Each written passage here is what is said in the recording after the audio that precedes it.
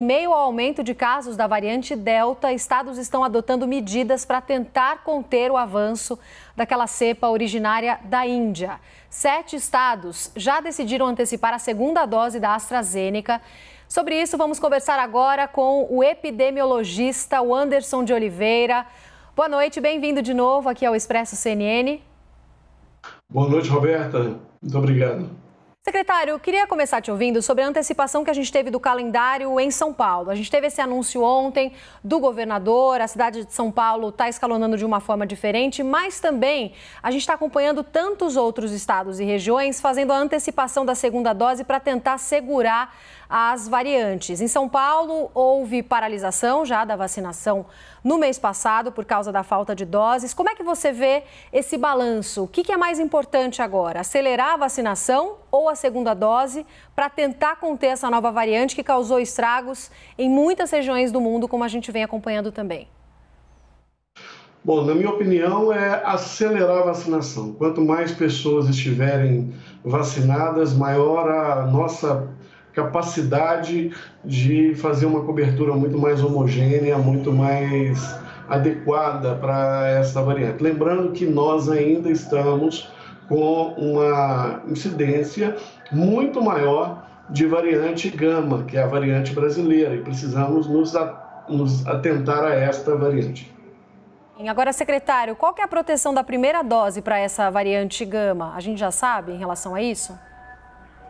Em relação à variante gama brasileira, a primeira dose contra casos graves e óbitos ela é muito satisfatória, por isso é tão importante que a gente consiga garantir a primeira dose para o público elegível para receber a vacinação e a partir daí sim reduzir o intervalo entre as doses, mas fazer a redução do intervalo entre as doses neste momento, no atual estágio da pandemia, eu acho que não é uma atitude muito racional. Secretário Yuri Pita, nosso analista, tem perguntas para o senhor também. Fala, Yuri. Obrigado, Roberta. Boa noite, secretário. Obrigado por estar conosco. A gente tem visto uma série de estados, e o último agora a fazer isso foi o estado de São Paulo, anunciar a vacinação de adolescentes.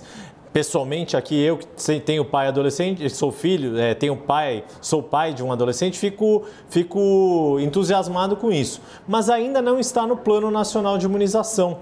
Queria ouvi-lo sobre o quanto que é meritório esse planejamento para se vacinar adolescentes, mas o quanto a falta de uma coordenação de fato do Plano Nacional de Imunização coloca em xeque toda a nossa estratégia enquanto país de fazer uma campanha de vacinação contra a Covid-19. Boa noite, Yuri. É notório a necessidade de uma coordenação nacional e que amplie o diálogo com os estados. A vacinação de adolescentes de 12 a 17 anos com deficiência, com comorbidade, gestantes, é uma situação urgente. Lamentavelmente, o governo federal não atualizou esta orientação na última versão do plano operativo que foi publicado agora no dia 9 de julho. Ou seja, poderiam ter feito isso, no entanto, optaram por incluir trabalhadores de correios e bancários como público prioritário, que já estão, obviamente, com comorbidade, esses grupos já estão previstos. E muitos estados e municípios estão fazendo a vacinação por grupo etário. Então, eu não vejo o menor sentido nessas ações.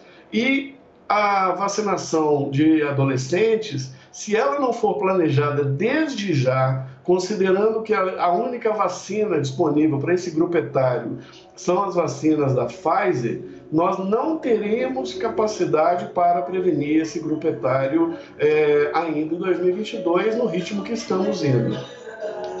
Renata Agostini também tem pergunta, secretário. Fala, Renata. Secretário, boa noite. Eu fiquei em dúvida e vou insistir nessa última declaração do senhor agora. O senhor fala essa coordenação é necessária até para um devido planejamento para que se garanta a imunização desse grupo de adolescentes de 12 a 17 anos. Nesse sentido, não é preocupante que cidades ou até estados estejam tomando essa iniciativa de já anunciar calendário e avançar para essa faixa etária? Não, pelo contrário, justamente pela falta de coordenação, é necessário que os estados promovam esse debate, estimulem esse debate. Devemos nos lembrar que, se não fosse o estado de São Paulo tomando a iniciativa de realizar a vacinação já em janeiro, não estaríamos hoje com essa cobertura vacinal que estamos conseguindo. Houve, sim, obviamente, uma corrida do próprio Ministério da Saúde, de outros estados, para poder fazer esse planejamento. O Ministério da Saúde, dia 16 de junho, publicou uma tabela constando todas as doses que receberão até dezembro. Então, até dezembro, segundo o Ministério da Saúde, estão contratualizadas 662 milhões de doses de vacina.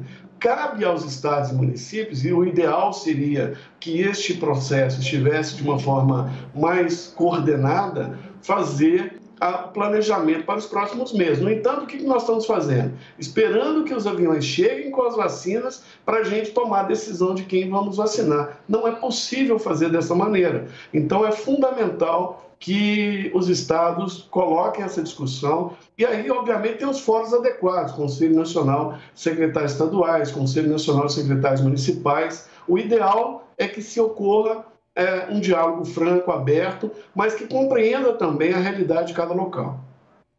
Secretário, as medidas tomadas aqui no Brasil com a chegada da variante vinda da Índia, que a gente comentou agora há pouco, que já foram identificadas em algumas regiões do país e inclusive em São Paulo, quando é feito o sequenciamento genético eficiente, que de fato isso é detectado, essas medidas são suficientes?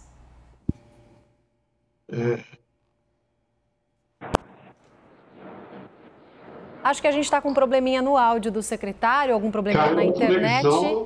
Agora acho que voltou. Vou repetir minha pergunta então, secretário. Está me ouvindo bem? Estou ouvindo bem. Está me ouvindo bem. Eu te perguntei se as medidas aqui no país para tentar conter a variante da Índia, já temos casos confirmados a partir do sequenciamento genético, inclusive em São Paulo. Essas medidas, na sua avaliação, são suficientes, inclusive para a gente evitar surtos em regiões aqui do Brasil ou uma possível nova onda? As medidas, elas acabam sendo ainda insuficientes na medida que nós continuamente ainda observamos aos finais de semana festas clandestinas, aglomerações. A variante Delta, que é essa variante indiana que tanto nos preocupa, ela apresenta uma transmissibilidade muito maior do que outras variantes. No entanto, todas as vacinas têm se mostrado eficazes contra essa variante, com as 2 doses, obviamente. No entanto, precisamos também lembrar que a única proteção, não existe uma única proteção contra as variantes. A máscara, combinada com a vacinação, combinada com distanciamento físico, distanciamento social, e, eventualmente, alguns gestores podem precisar lançar mão de quarentenas e de lockdowns mais severos. Isso não está descartado, apesar de estarmos hoje observando uma redução importante na média móvel de óbitos. Isso é muito relevante. Nós ainda estamos num patamar muito elevado de casos e óbitos. Não nos dá o direito de flexibilizar para além daquilo que a cada município, cada região está fazendo baseado no seu cenário epidemiológico. Então, é fundamental que a gente continue, porque, caso contrário, todo esse avanço que fizemos pode vir por terra, ou seja, podem se tornar insuficientes se esta variante se sustentar. Nós tivemos o registro dessa variante nova no Maranhão, no Rio de Janeiro, em Minas Gerais, no Paraná e, se não me engano, em São Paulo. Então, nós temos 5 estados brasileiros que registraram algum caso dessas variantes, mas ainda não podemos dizer que ela está com transmissão sustentada. Por isso, temos que aumentar a velocidade na vacinação. Não basta atingirmos 70%. É preciso que consigamos atingir no menor tempo possível. Sim. Fernando Molica, sua pergunta, por favor. Pois é, secretário, o senhor falou agora na necessidade de manutenção de medidas de distanciamento, medidas que evitem aglomerações. Mas na medida em que a vacinação avança, na medida em que as mortes diminuem, também as internações, há um natural relaxamento. Como conciliar uma situação com outra? Esse relaxamento no controle social pode impedir que a gente retome a tão sonhada normalidade mais cedo? Dá para a gente ter uma previsão de quando a gente vai poder retomar a nossa vida normal? A normal antes da pandemia vai demorar um pouco, né? A gente vai precisar ainda de mais tempo para entender se este vírus vai se tornar endêmico ou se vamos conseguir eliminá-lo. Temos que fazer monitoramento em animais, ou seja, tem muita coisa para fazer ainda. Se nós quisermos ter um Natal seguro, encontrar com nossos familiares, termos um final de ano, um ano novo, um Réveillon, um Carnaval com segurança, nós temos que plantar esta medida agora. Então, se nós não conseguirmos ampliar a vacinação até meados de novembro, final de outubro, início de novembro, nós não teremos condições alguma de termos tranquilidade de novo no final do ano. Então, é muito cedo para relaxar, é muito cedo para achar que a batalha está ganha, é muito cedo para retirar máscara, é muito cedo para não fazermos medidas que necessitam de recursos, necessitam de política pública, como fazermos uma grande campanha de comunicação, né, que está faltando ainda, isso está cada vez mais exigido por todos, porque o que nós estamos vivendo, tem um antigo epidemiologista que falava que isso é o paradoxo da prevenção.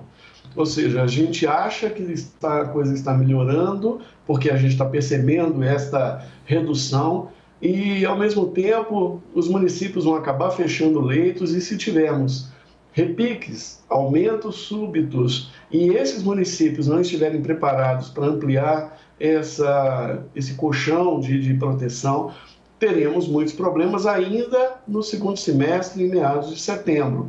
Então, é fundamental campanha de vacinação, vacina e comunicação. Não tem outra maneira de segurarmos essa situação no estágio que nós estamos.